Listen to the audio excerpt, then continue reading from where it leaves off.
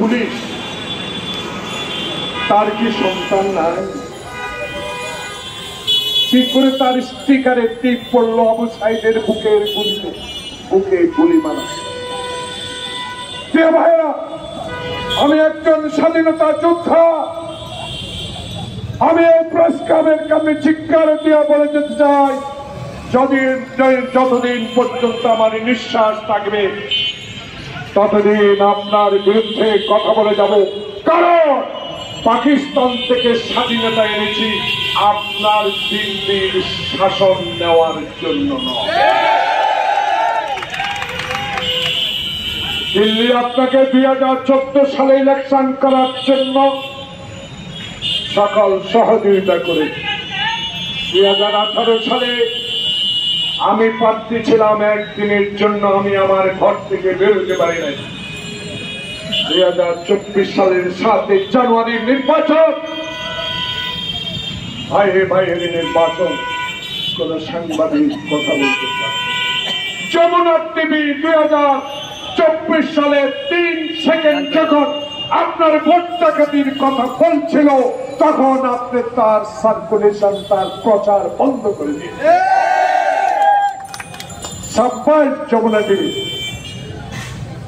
আবুল হোসেনের, আবু সাইদের মুগ্ধের রক্ত আপনি সম্মান করেছেন যমুনা টিভি। তাই আজকে চালক, আপনার ড্রাইভার চালক কত কষ্ট করে উপার্জন করে। বাড়িতে বিদ্যুতের বিল আসে শেখ হাসিনা ওয়াজেদ, কিন্তু মাসে একদিনও বিদ্যুৎ থাকতো না, কিন্তু বিল দিতে হয় 5,000 টাকা। শেখ হাসিনা ওয়াজেদ, আপনি তো গণভবন আর প্রধানমন্ত্রীর রাজনৈতিক কার্যালয়ে থাকেন, বাংলাদেশের গরিবের কথা খবর রাখার কথা। আপনি চাই টাকা, আপনি চান আপনার মেয়ে, আপনি চান আপনার ছেলে, আপনি চান আপনার মেয়ে বোন।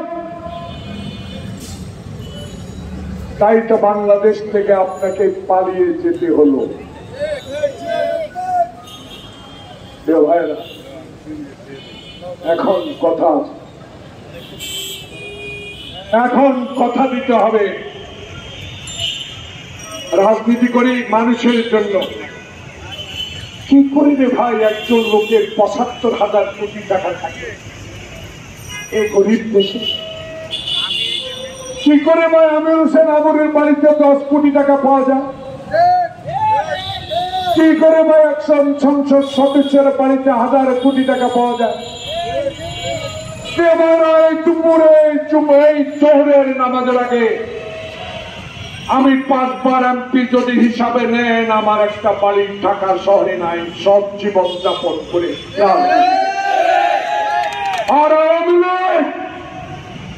কানাডায় বাড়ি করেন এই গরিবের টাকা দিয়ে, বেগম পাড়া বানান। প্রিয় ভাইরা, তাই আজকে শেখ হাসিনার এই দুর্দশা, এই দুর্দশাকে প্রত্যেক দিন ফজরের নামাজ পড়ে আসসালাতু খায়রুম মিনান নাওম পড়ার পরেই, আযান শোনার পরেই যখন নামাজ পড়তে উঠেন, তখন আল্লাহর কাছে এইটুকুই স্মরণ করবে, নামাজ আদায় করে আল্লাহ 16 বছরের